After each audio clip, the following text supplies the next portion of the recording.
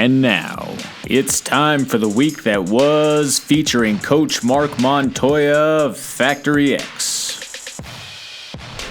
Greetings from Factory X. This is the week that was. We are sitting here discussing Bellator 222. Amazing card last week, actually. No UFC on last week, so we're looking at the Bellator card. Regardless of the UFC being on or not, that was a good Bellator card. I'll tell you, one of the things that happened there is we got some bullet points here with Eduardo Dantas loss, you got Chael losing, and you obviously have Rory MacDonald coming back at it and into action and looking well. And the whole thing regarding the Picot whole, just where is Picot sit now, that's a big talking point. So, fun Bellator card to discuss. First thing I would say is I have a lot of experience with Eduardo Dantas. Joe Warren fought Dantas multiple times. We won a world title versus Dantas. We lost a world title versus Dantas. So I have a lot of experience when it comes to Dantas. He's an amazing fighter and actually pretty big for the division that he sits in. He went against a real formidable opponent who I have met and know really well in Juan Archuleta.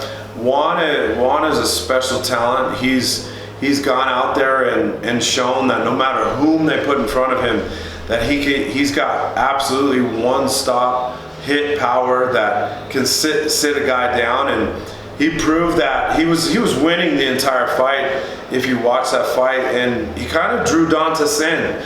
And knew, in my opinion, the cool thing about what he did, whether he did this subconsciously or not, is he had short time in the round. I want to say the clacker went off, the 10-second clacker went off, and he drew Dantas into a little bit of a firefight. That's not Dantas' strategy ever. I've never seen him want to really get into the firefight, especially as he's gotten older and more experienced. And Archuleta drew him into that, and ended up slipping that right hand, and he ducked and chucked his rear hand, and boy, that was a mean knockout. And you know, exceptional work from him and Juan Archuleta. Congratulations to him. He's a kid that you've got to be impressed with, and I think ultimately deserves the opportunity to go fight for the belt next. What else is next? So Bellator, sign that kid up, get him that opportunity to fight for the belt, and Juan, keep up that streak that you've got going, man, and really impressive. So Aaron Picot, that's an interesting subject. We've watched him develop and grow up in the cage. Obviously, Bellator has been his home from his pro debut on. And man, I'll tell you what, it's really frustrating and tough to see a kid so talented, probably one of the best left hooks around. To watch a kid so talented have the matchups that he's had and be sitting where he's sitting. Not that it's the end at all. I'm not saying that at all, because it's not. He's got so much talent that I think you're going to see him surge on and really go and impress himself like he needs to, and then in turn all of us be impressed. But it's been tough to watch him go out there and see how talented he is, not only from the wrestling background that he's got, but man, the kick and strike. And so the tough part about the path that he's paved so far is that he's growing up in the Bellator cage, and most athletes don't do that. Most athletes grow up in a local regional scene. They fight at, whomever local promotion that there is. They get multiple fights there. They win. They go to a regional scene, like someone that's been an amazing jump off point for guys, not only around the country but here at Factory X, like LFA. You go get some of that regional experience. And then from there, you fight for a title, or you go undefeated through the LFA ranks, and then you get signed, or you get a contender type series contract.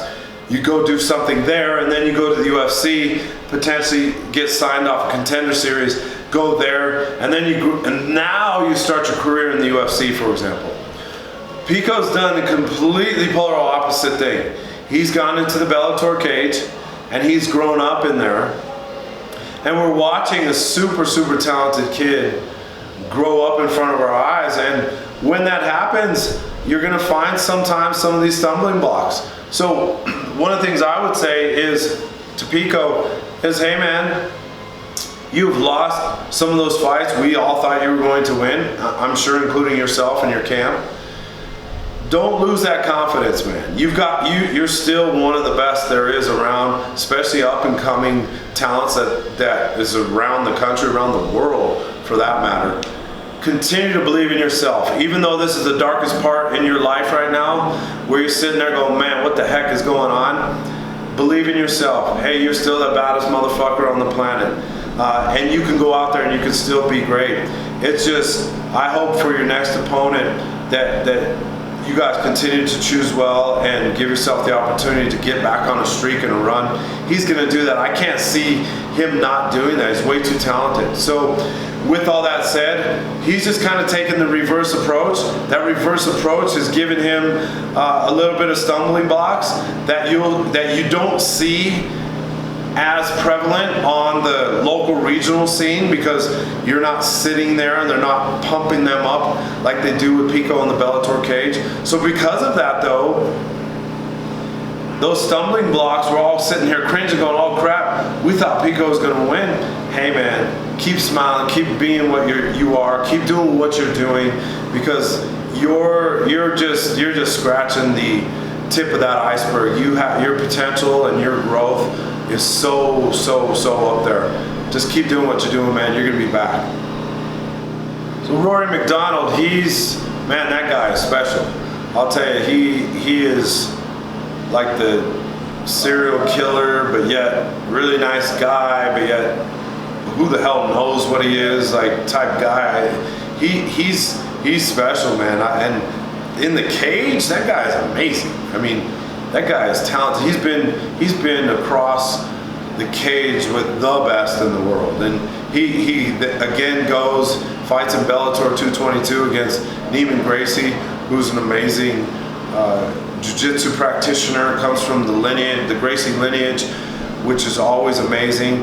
And he goes out there and I guess coming into this fight for me, I was wondering which Rory MacDonald we're gonna get, because the last Rory was like, hey, I don't know if I want to still get in there and have that grit about me to go out and just want to finish and hurt people.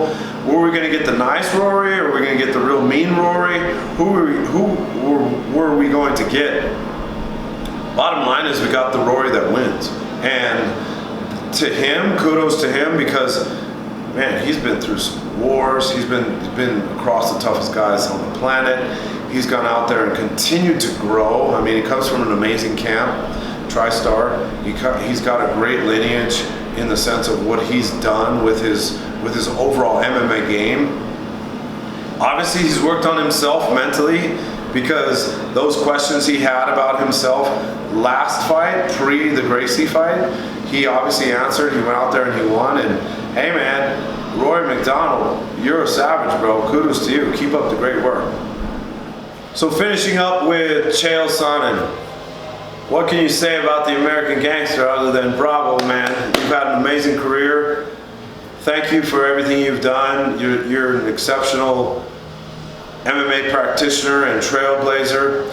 You are the definition of the shit talker, and knowing how to razz a crowd, be the villain, be the nice guy. But ultimately, you know what Chael's done? He figured out how the hell to get paid. And kudos to Chael for that.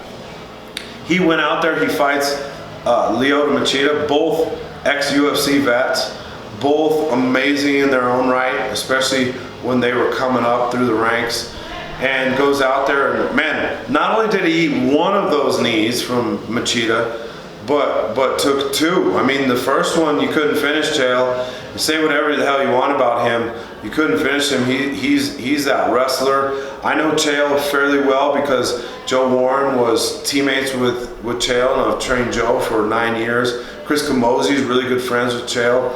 Daryl Christian, who's always been an amazing coach and someone that's helped us here at Factory X. friends. So I have some mutual friends with Chael. I've actually had the opportunity to go to Chael's house. Funniest story I'll have and share with you guys and finish. Went and trained with Chael in Oregon years ago when Brian Stan was there, Yushin Okami, Chris Camozzi, myself, we were all there training. We went back to Chael's house after the morning session and we're there for lunch. Chris Camozzi and I are eating lunch. I'm watching Chael behind 2 computer screens, not really eating, just drinking coffee, putting his headphones on and just kind of chuckling and looking at all of it. And I was sitting there going, what is this guy doing? And so I asked him, I go, what are you doing, Chael? You firing missiles behind those 2 computer monitors? He kind of chuckled at me, waved me over and said, Mark, he said, Coach, come look at this. And I went over there. Chael was watching old school WWE wrestling outtakes of those guys talking shit, learning on his own of how Chael's gonna go out there and approach his next fight, how he's gonna go out and talk about his next fight. And ultimately he was studying how to be a better, not only practitioner of the person on the mic, but to be that American gangster that we all have grown to love and know and hate.